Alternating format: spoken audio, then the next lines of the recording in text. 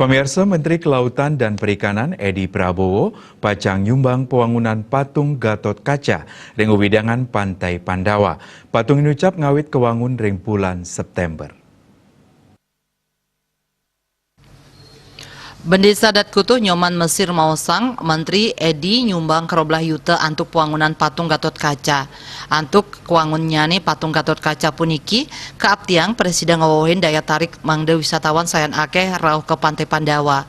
Mesir taler mausang kunjungan ke Pantai Pandawa sampun sayan incap. Dawag 17 Agustus lintang kunjungan ke Pantai Pandawa kantos tigang tali diri wisatawan. Ipun nugesang Pantai Pandawa sampun saya tur trepti kerauhin wisatawan. Protokol kesehatan sampun kemargiang nganutin pewarah pemerintah.